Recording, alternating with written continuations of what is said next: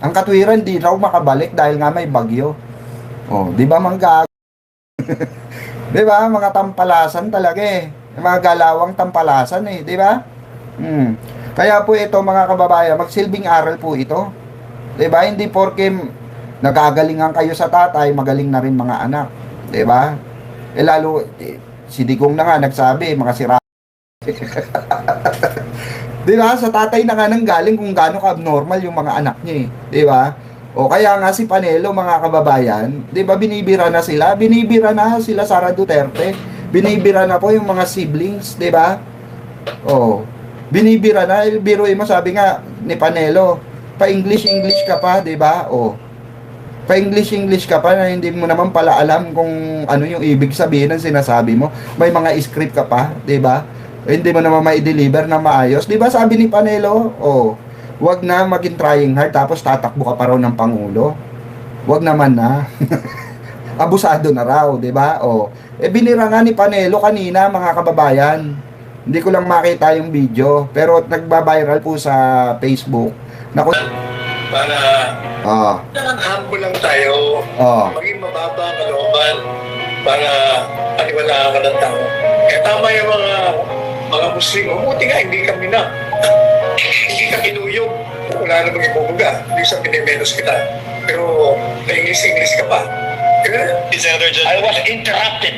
oh. Video po. Diba? Oh. Yan yung sinasabi natin. Binibira sila isa-isa ni Panelo. Ngayon si Robin Padilla yung binibira. Dahil nanggagamit nga ng Muslim mga kababayan. Feeling ni Robin, hawak niya ang buong kamusliman, 'di ba? Huwag mo na idamay ang relihiyon, Robin, sa politika, parang awa mo na. Huwag mo nang haluan ng ang mga Muslim dahil sabi nga ng iba sa Muslim, 'di ba? Ikaw ay hindi totoong Muslim, sabit ka lang. Eh nakita ka nga sa dahi kumakain ng barbecue eh. 'Di ba? Eh alam mo naman haram 'yan. 'Di ba mga kababayan, alam naman nating haram 'yan kumakain ng baboy. 'Di ba? Iniyaw na baboy. 'Di ba? Oh. Tapos gagamitin mo yung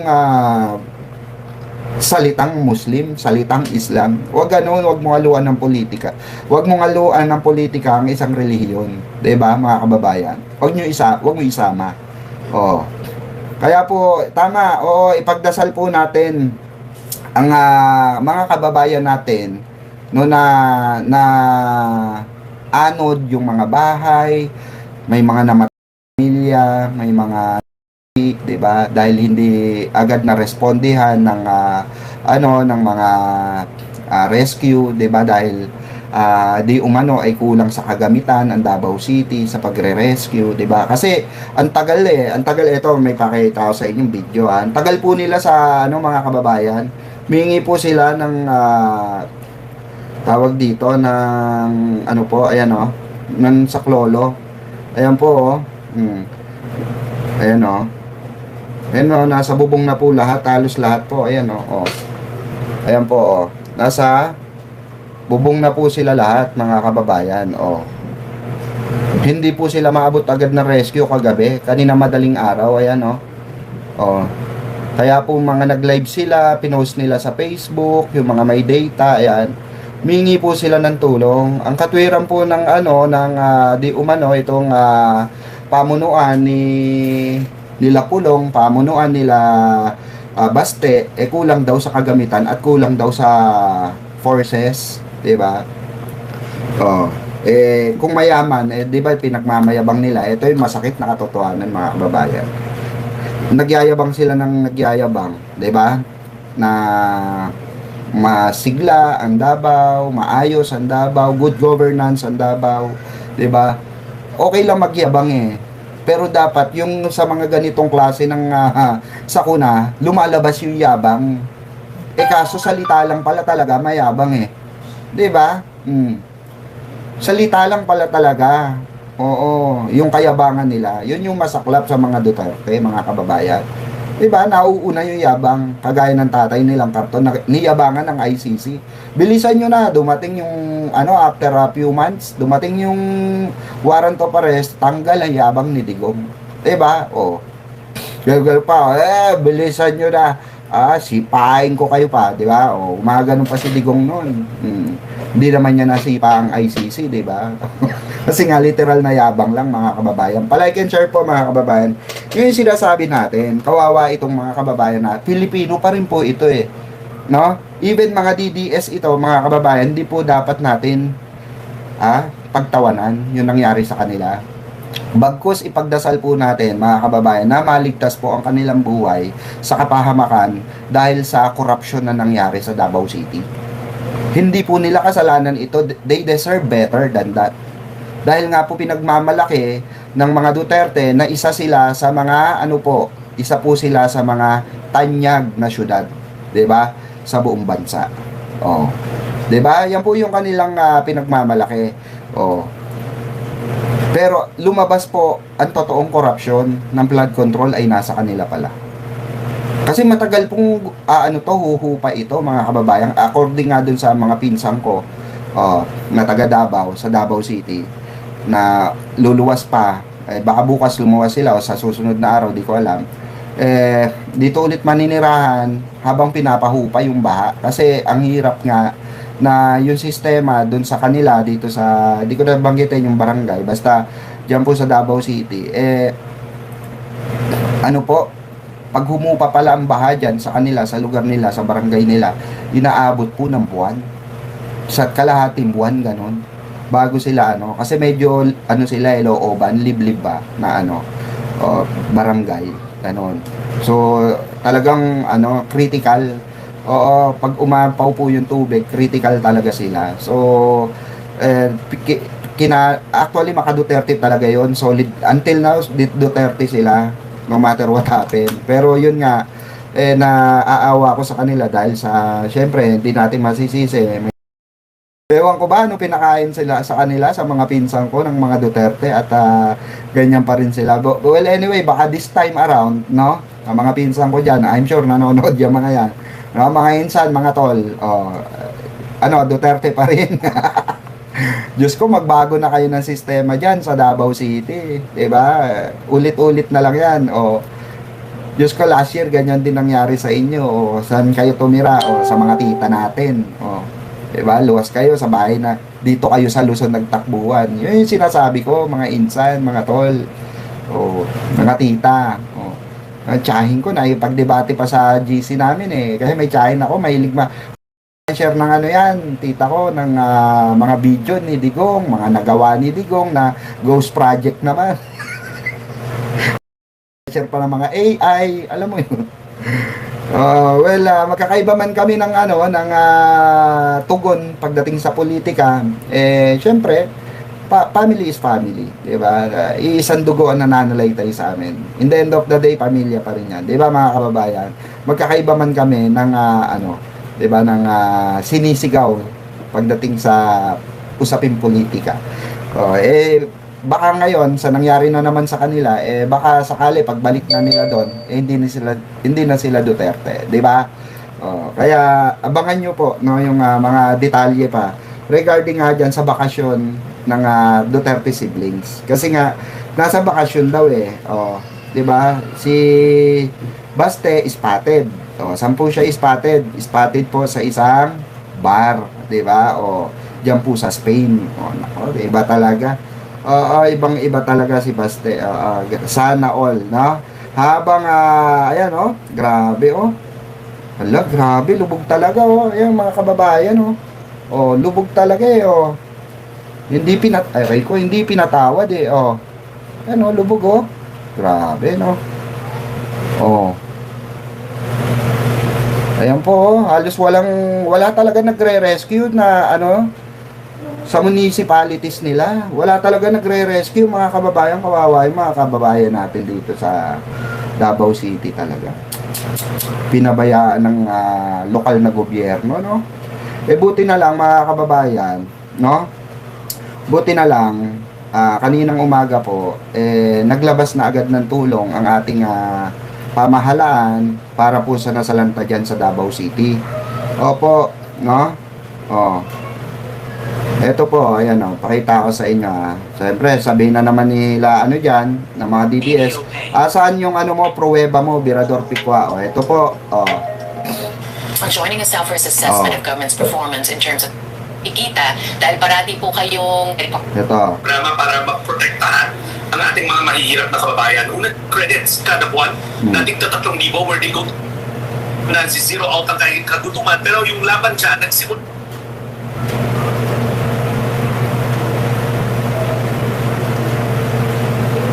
Nasaan na yan? Nandito kanina yun eh. Wait lang, hanapin natin. Yung sa balita.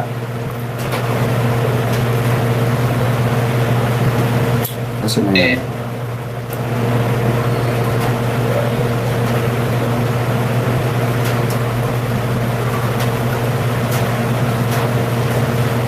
Ayan po, So, backshoot agad yung ating mga okay, dyan po sa Davao. Even mga even mga tawag dito, ito ayan, even po itong mga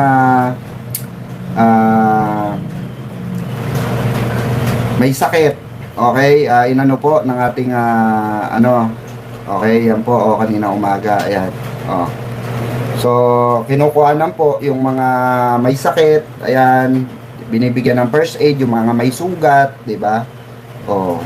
Nagpadala po agad ng agaran tulong ang ating mahal na Pangulo.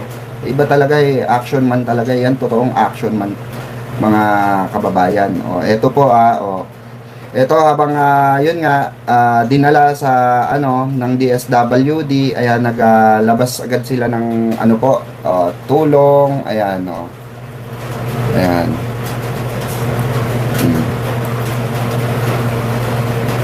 Ayan po. Pero yung mga ayan So pansamantala kanina madaling araw yan mga kababayan, maibsan yung habang dumarating yung inaantay yung mga tulong sa kanila, dinala po sila sa evacuation center, okay, ng DSWD. Kaso po ang problema po mga kababayan, wala po yung mayor. Wala po yung mga wala po yung mga missing in action po yung mga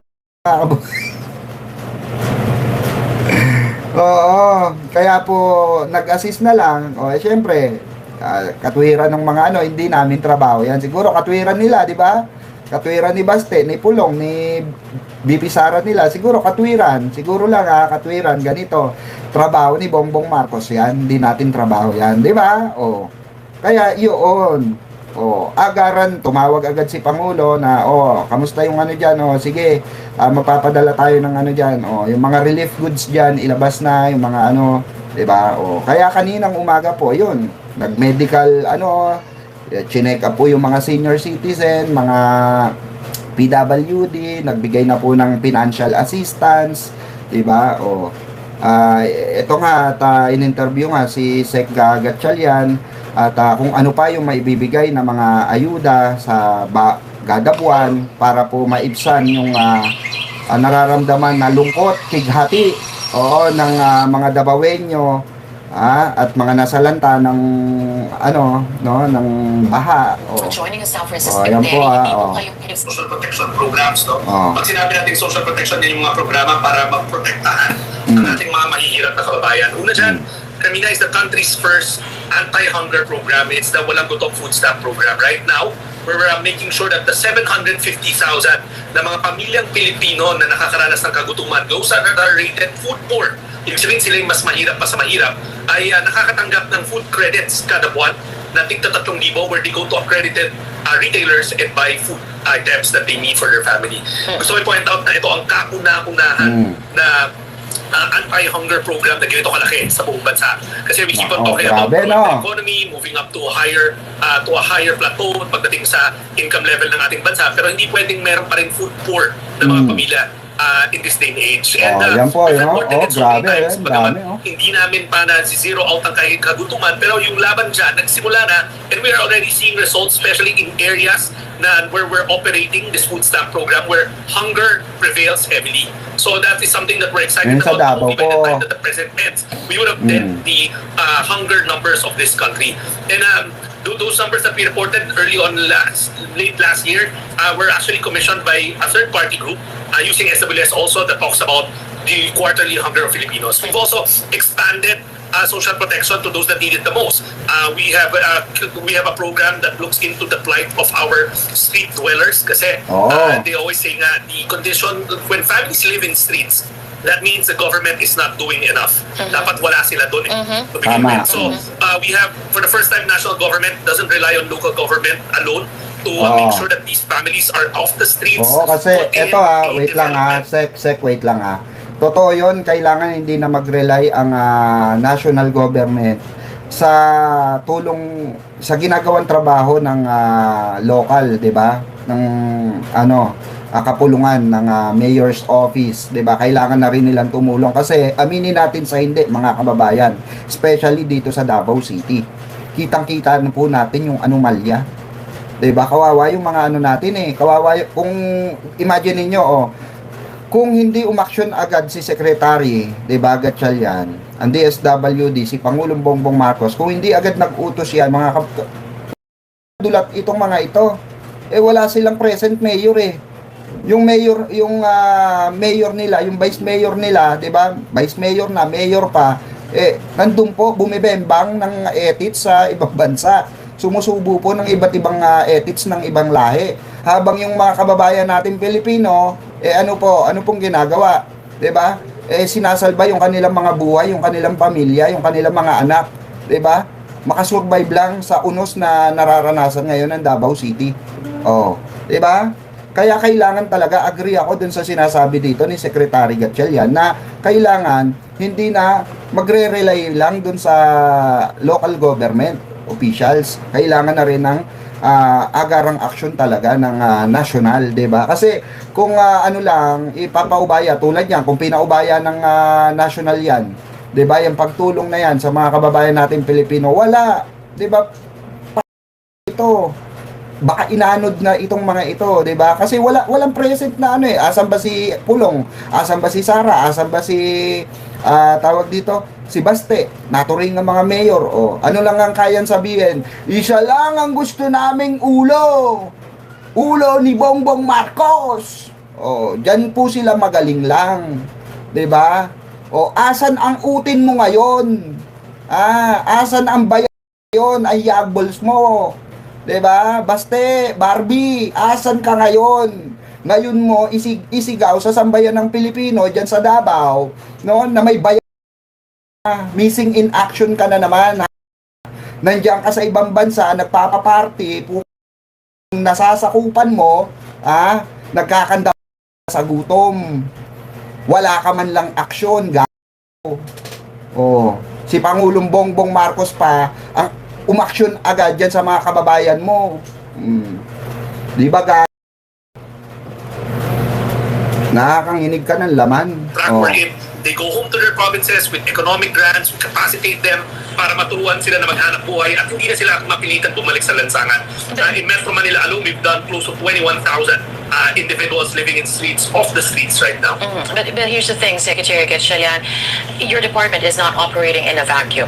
Kahit na po anong gawin ninyo, kapag sa labas po ng departamento at sa labas ng bansa, may mga nangyayari na naaapektuhan ng pamumuhay at ang kalagayan, kahirapan, kagutuman dito sa loob ng bansa, you can only do so much. Talk to us about the challenges because parang ang nangyari, especially the past year, one step forward, 2 steps back dahil sa mga kaganapan na wala naman tayong control. And I'm talking about the war in the Middle East, for example. Go ahead. Tama yan, Carmina. Actually, kung tignan niyo yung pangalan ng department namin, it's called Social Welfare and Development. Yung mga panento ko sa'yo, siguro it falls in the development side of it. Pero alam natin na beyond our control, but what we can do, our mandate in social welfare is to protect the poor, the marginalized, and the vulnerable to the best of our ability. For instance, itong kaguluhan sa Middle East. Early this year, we launched the first phase of the Uplift Assistance kung saan kulang-kulang 2 milyon na mga drivers at riders ang nabigyan ng tulong pinansyal para pagpatuloy nila yung hanap buhay nila. In fact, we published a report, the impact survey that was done by a third-party group. It was AusAid, actually, Australia Aid, commissioning SWS, saying that at least 9 out of 10 of those recipients said na nakatulong yun at nanatili sila sa paghahanap buhay nila sa transport sector. Pangalawa, right now, there's a new round of tensions in the Middle East, and as you reported early on, oil prices are starting to increase, and because of that, tataas na naman ang presyo ng bilihin. And controlling prices is one of those main concerns of our citizens. So anong ginawa ng gobyerno? We pivoted to the second round of uplift assistance, wherein we're distributing we're protecting 7.5 million na pamilyang Pilipino, yung mga mahihirap, no? pati yung mga near poor, low wage earners. They're going to get assistance so that when we when we give the assistance all the way to December, hopefully patapos na to by December, mas madali, hindi sila mapipit-pit, mas malalim sa kahirapan. In the list of things that I think you reported from Pulse Asia, it was poverty alleviation, Right. it was prices of goods. If we don't do the social welfare side of it now, if we don't protect the 7.5 million Filipino families through subsidies na ginagawa natin ngayon, yung tig to 2,000 pesos till December, ang tansya ng PIDS, the Philippine Institute of Developmental Studies, 1.2 million Filipinos will go down deeper into poverty.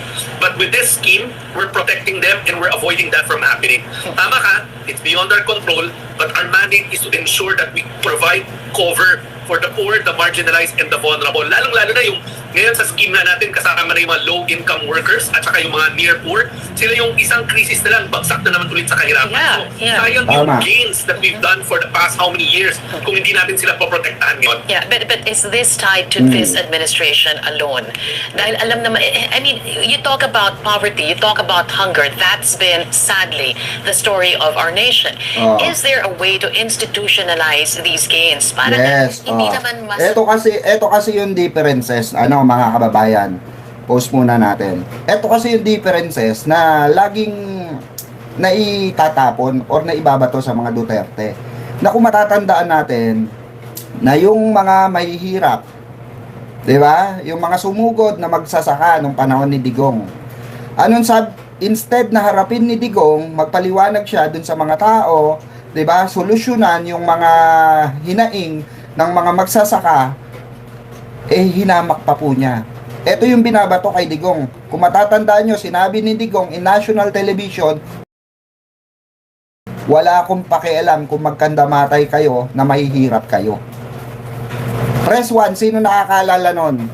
Naitapik na natin yon sa mga nakaraang vlog natin. Pero press 1, kung natatandaan nyo, yung sinabi ni Digong na yon, na pinagmumura niya yung mga magsasaka na sumugod sa Malacanang, sa harapan ng Malacanang, at sinabi ni Digong, minura niya yung mga magsasaka para hamakin. Iba po ang ginawa ni Pangulong Bongbong Marcos. Nung magsasaka na ang humingi ng hinanaing, binigyan niya po ng solusyon. Ano pong ginawa niya ng solusyon? Inayos niya yung mga dam sites. Okay? Nilagyan po niya ng mga dam para po sa patubig, di ba? Yan po ay naging flood control project, at the same time dam na rin po kung saan iimbak yung mga tubig ulan na dumediretso po dun sa dam at nagiging patubig po kung darating ang El Nino. Ito pong mga ganitong klase at yung mga binigyan po ni Pangulong Bongbong Marcos na mga aita po, magsasakang aita diyan po sa iba't ibang parte ng norte, okay, ay binigyan po ng lupa. Inaward na po ni Pangulong Bongbong Marcos kasama pa si Gloria Macapagal Arroyo, mga kababayan, 'di ba? Na nagbigay po si Pangulong Bongbong Marcos ng ng titulo na supposed to be hinihingi na noon pa man. Si Pangulong Bongbong Marcos lamang po ang gumawa niyan, ang nakagawa niyan, ang tumuldok ng ganyang klase na hinanaing ng ating mga kababayan na nasa laylayan, lalong-lalo na ang mga kababayan nating Aita. Ito po, pakita ko sa inyo. Kaya hindi natin masisi ang mga taong bayan, especially ang mga mahihirap, kung saan po maikumpara yung estado ng pamumuno ni Pangulong Bongbong Marcos kay Digong. Ito po, pakita ko sa inyo. Ayan po. Mga kababayan hindi lang ito basta magandang balita.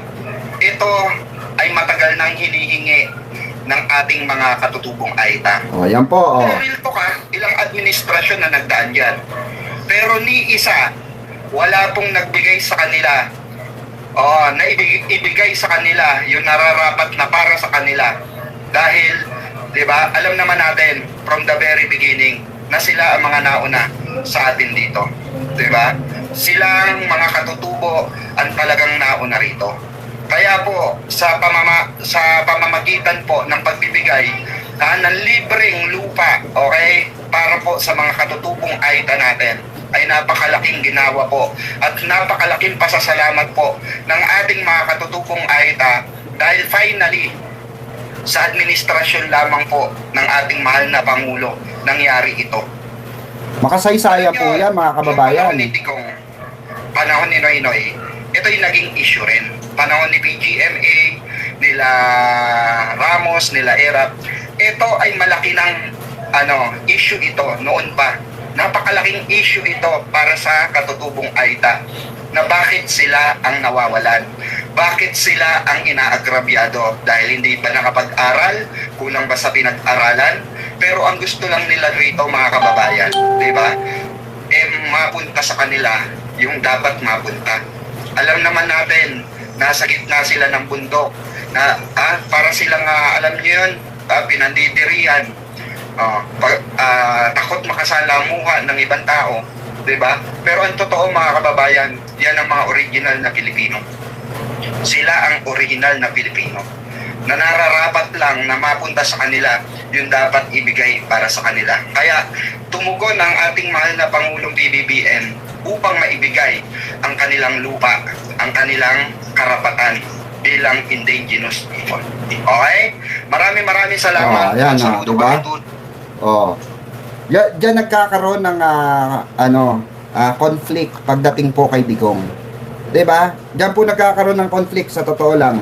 Pagdating po kay Digong. Kasi tulad niyan, wala sa sa wisyo ang mayor ng Davao City, 'di ba? Nasaan po ang mga 'di ba? Nasaan po ang mga yudiputa?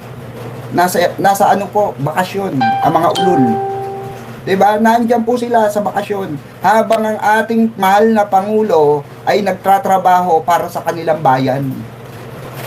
Supposed to be dapat nga, mga kababayan ko, eto dapat unang aaksyon dyan ang mayor, municipalities muna.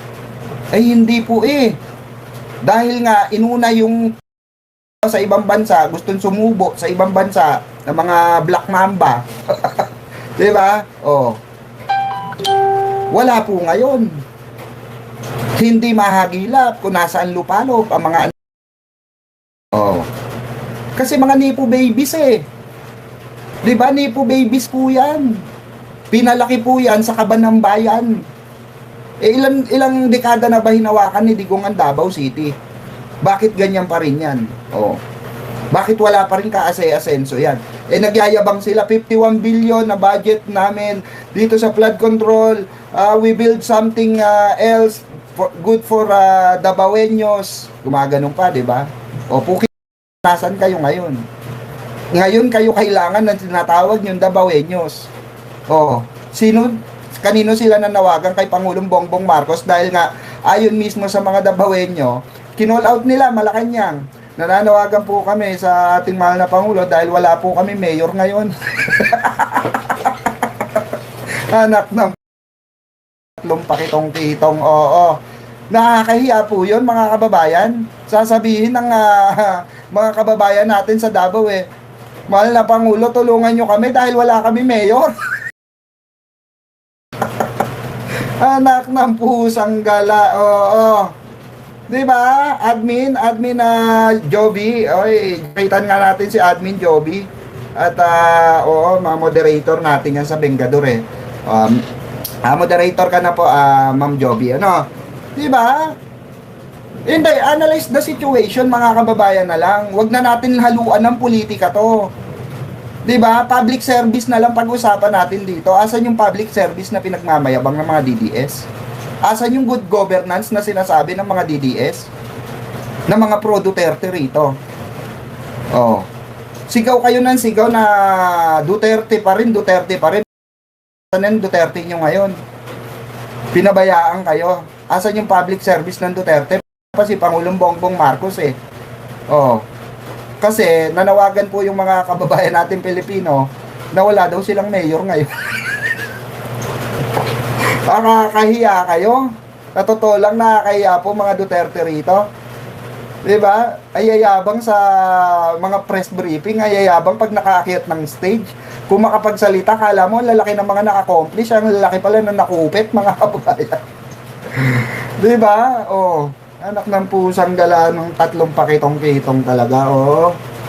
Diba, mga kababayan? Oh. Ayan, oh. Oh. Kawawa yung mga kababayan Pilipino natin, oh. Oh. Nasa bubong po, mga kababayan, oh. Kanina pong madaling araw yan. Oh. Oh. Diba? Grabe. Grabe po, mga kababayan. Oh. Matindi po, mga kababayan, itong magkakapatid na to. Hindi natin mawari kung bakit naaatim nila na ganyan yung sitwasyon ng kanilang sitwasyon ng kanilang city, no? Pero nakukuha pa nilang magbakasyon po. Nakukuha pa talaga nilang magbakasyon sa kabila ng lahat ng nangyayari po sa kanilang lugar, sa kanilang lungsod. Ayan nga, nag-post po ako, ayan mga kababayan, no? Nag-post nga ako, sabi ko dito, ipagdasal po natin ang mga nalubog sa baha sa Davao City. Which is tama naman, mga kababayan. Ipagdasal po natin yung mga kababayan nating biktima po ng korupsyon sa Davao City. Biktima po sila ng korupsyon ng mga Duterte. Diba? Biktima po sila. At karapatan po nila na magsumigaw ng tulong, karapatan po nila magsumigaw ng saklolo sa ating gobyerno dahil wala nga po kasi silang mayor. Nasa bakasyon po, sumusubo pa. 'Di ba? Oh, wala po silang mayor eh. 'Di ba? Nakakaawa talaga literal ang ating mga kababayan, diyan sa Davao City. No, ano po natin, dasal po natin sa mga kababayan natin from Davao City. Sana po maging aral po ito sa inyo, maging leksyon po ito sa inyo na wag na po kayong magpagamit sa mga trapong politiko. 'Di ba? Lesson learned, biruin nyo, habagat lang po yan mga kababayan, habagat. Oh. Grabe, habagat. Ganyan na. Sa Maynila po ngayon, mga kababayan, kagabi, bumaha. Pero ngayon po, wala na, mga kababayan. Humupa na agad. Oh. Kasi nga dire-diretso 'di ba? Maghapon 2 days, 'di ba? O dire-diretso ulan. Ngayon ulan na naman 'di ba? Oh. Pero ang kawawa rito, mga kababayan, ay yung mga taga Davao City. Yung mga nasa province, mga kababayan, bakit po? Dahil po sa korupsyon ng kanilang alkalde, 'di ba? Ng kanilang mga mayor, congressman, 'di ba? Na walang magawa na tama o hindi mangurakot lang. Yan po yung ating tinututulan dito. Yan po yung ating iminumulat sa sambayan ng Pilipino na vote wisely. 'Di ba? Bumoto tayo ng kagaya ni Pangulong Bongbong Marcos, action man. Alam yung public service na tinatawag, alam yung salitang public service, hindi mo na kailangan magyabang, hindi mo na kailangan magmura. Actually, tayo nga pong mga supporter, tayo pong mga nakasuporta sa administrasyon, ang nagyayabang, hindi si Pangulong Bongbong Marcos. Kasi bakit tayo ang nagyayabang? Tayo po ang nakikita ng action na ginagawa ni Pangulong Bongbong Marcos para sa sambayan ng Pilipino. Tunay na malasakit. Yan po ang katotohanan dyan. Sige nga, meron ba mga nawala yung isang DDS dito kanina? Nilatagan natin ang ebidensya na wala na. Yan sinasabi natin sa mga DDS pag nalalatagan sila ng ebidensya, nawawala 'Di ba? Ang alam lang nila trash talk. Oo, manang-mana sa mga amo nilang karton. 'Di ba? Amo nilang bembang lang dito, bembang doon. Malansa pa mga bunganga, 'di ba? Mga basura pa lumalabas sa mga bunganga, 'di ba? Tayo pag naglatag tayo na ginagawa ni Pangulong Marcos ngayon sa Davao City, nag-aalisan mga kababayan, ayaw nila makita, nasasaktan nasasaktan po, 'di ba mga kababayan? So ayun mga kababayan, naka 1 oras mahigit na rin tayo.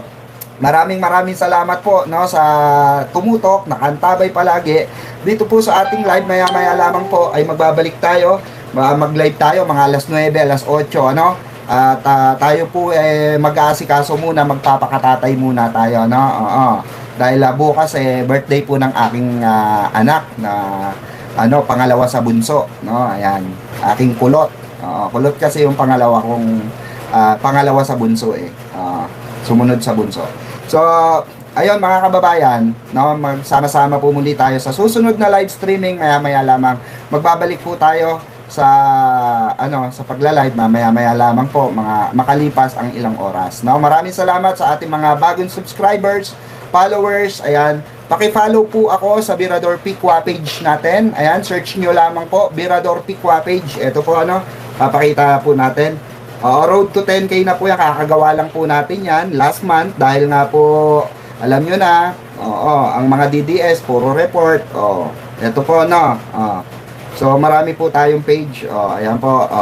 So road to 10k na po yan mga kababayan. Birador Piqua page po. Ayan. So nag-upload din po tayo diyan ng mga nagagawa ni Pangulo, nagagawa ng ating administrasyon, 'di ba, para sa taong bayan. Ayan. Konbawa po, Konbawa. Ayan.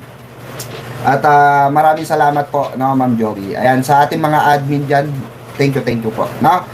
Moderator natin, thank you, no? Maraming salamat, Luzon, Visayas, Mindanao, Estados Unidos, hanggang Europa, maging dito sa Asia. Once again, magsama-sama po muli tayo sa panibagong live stream. Ito po muli ang inyong lingkod, Birador Piqua at your service. Maraming salamat po. Please like and share. Thank you, guys. Gangster, you know, we do that better than anybody. I bet you got it twisted, you don't know who to trust. So many player hating niggas trying to sound like us. Say they ready for the front, but I don't think they know it. Straight to the depths of hell is where them cowards going. Well, all you still down, nigga, holler when you see me. And let these devils be sorry for the day they finally free me. I got a caravan of niggas every time we ride, hitting motherfuckers up when we pass by. Until I die, live the life of a boss player. Cause even when I'm high, fuck with me and get crossed later. The